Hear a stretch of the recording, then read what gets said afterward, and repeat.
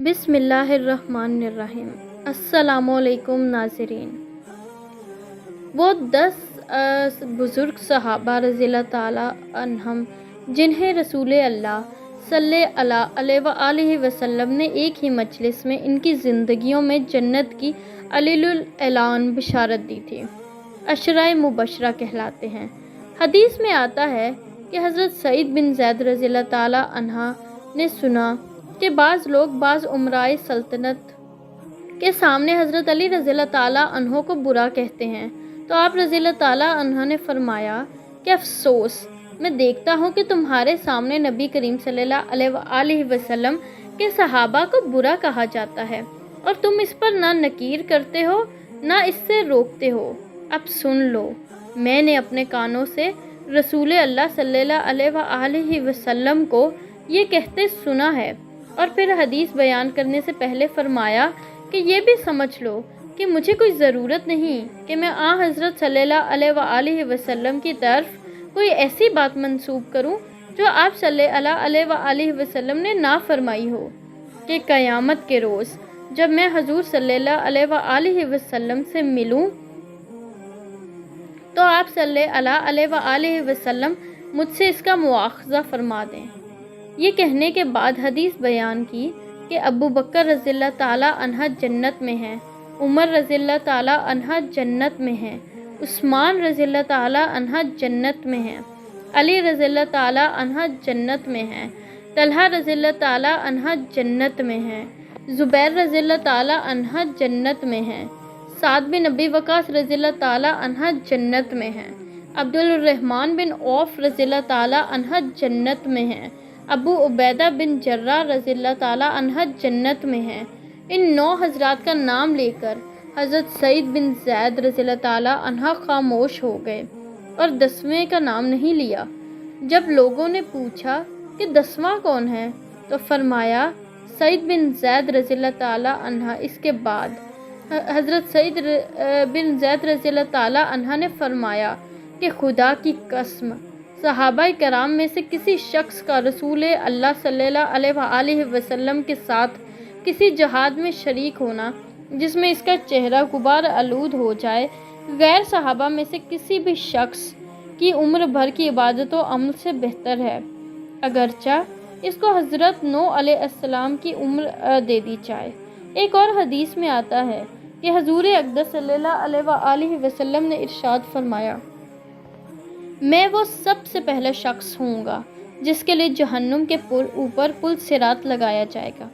چنانچہ میں اور میرے صحابہ رضی اللہ تعالیٰ عنہ اس پر سے گزر کر جنت میں داخل ہو جائیں گے۔ ان حدیثوں میں تو تمام صحابہ کرام کی مغفرت اور ان کے جنت میں جانے کا بیان ہے۔ اس کے علاوہ دیگر احادیث میں الگ الگ صحابہ نے ان کا نام لے کر بھی حضور اقدس صلی اللہ علیہ وآلہ وسلم نے انہیں جنت کی بشارت سنائی ہے۔ ان میں سے بعض احادیث کو ذکر کیا جاتا ہے۔ حدیث میں آتا ہے کہ حضرت سعد بن ابی وقاص رضی اللہ تعالیٰ عنہ فرماتے ہیں کہ میں نے نبی کریم صلی اللہ علیہ وآلہ وسلم سے جس شخص کے بارے میں سنا ہے کہ وہ زمین پر چلتے پھرتے اور زندگی گزارتے ہوئے بھی اہل جنت میں سے ہے، وہ حضرت عبداللہ بن سلام رضی اللہ تعالیٰ عنہ ہیں۔ ایک حدیث میں حضور اقدس صلی اللہ علیہ وآلہ وسلم کا ارشاد نقل کیا گیا ہے کہ جنت 3 شخصوں کی منتظر اور مشتاق ہے، علی رضی اللہ تعالیٰ عنہ، عمار رضی اللہ تعالیٰ عنہ اور سلمان فارسی رضی اللہ تعالیٰ عنہ۔ ایک اور حدیث میں حضور صلی اللہ علیہ وآلہ وسلم کا ارشاد ہے کہ قیامت کے دن جنت کی طرف سبقت کرنے والے 4 شخص ہیں۔ عرب میں سبقت کرنے والا میں ہوں، رومیوں میں صہیب رضی اللہ تعالیٰ عنہ، اہل فارس میں سلمان رضی اللہ تعالیٰ عنہ اور اہل حبشہ میں بلال رضی اللہ تعالیٰ عنہ ہیں۔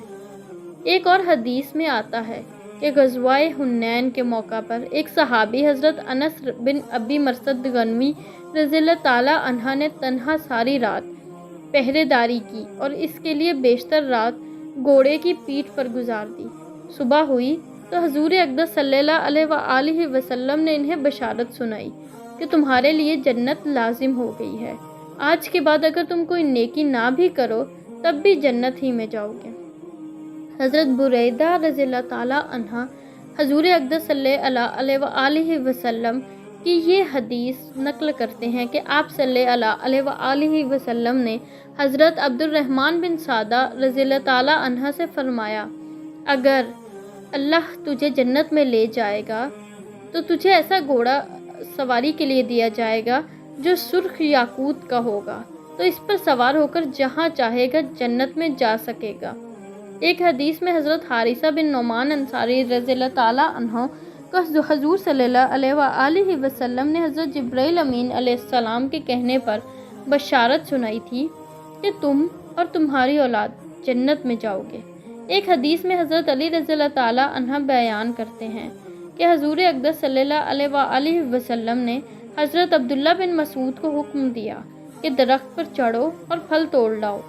جب وہ درخت پر چڑھنے لگے اور لوگوں کی نظر ان کی پتلی پتلی پنڈلیوں پر پڑی تو وہ ہنس پڑے۔ حضور اکرم صلی اللہ علیہ وآلہ وسلم نے ارشاد فرمایا، ہنس کیوں رہے ہو؟ ابن مسعود رضی اللہ عنہ کی ایک ٹانگ بھی قیامت کے دن ترازو میں احد پہاڑ سے زیادہ بھاری ہوگی۔ ایک اور حدیث میں ہے کہ میرے پاس جبرائیل علیہ السلام آئے ہیں اور کہہ رہے ہیں کہ سفینہ رضی اللہ تعالیٰ عنہ کو جہنم سے نجات کی بشارت سنا دو۔ ایک حدیث میں ہے کہ آپ صلی اللہ علیہ وآلہ وسلم نے رافع رضی اللہ تعالیٰ عنہ بن خدیج سے جبکہ وہ زخمی حالت میں تھے فرمایا، اے رافع، میں تمہارے لیے قیامت کے دن گواہی دوں گا کہ تم اللہ کے راستے میں شہید ہوئے ہو۔ ایک اور حدیث میں آتا ہے کہ عمار بن یاسر رضی اللہ تعالیٰ عنہ کا خون اور گوشت جہنم کی آگ پر حرام ہے، وہ نہ اسے کھائے گی اور نہ چھوئے گی۔ حضرت جابر رضی اللہ تعالیٰ عنہ سے روایت ہے کہ حضور صلی اللہ علیہ وآلہ وسلم نے ارشاد فرمایا ہے کہ عرش الہی سعد بن معاذ رضی اللہ تعالیٰ عنہ کی موت پر جھوم اٹھا۔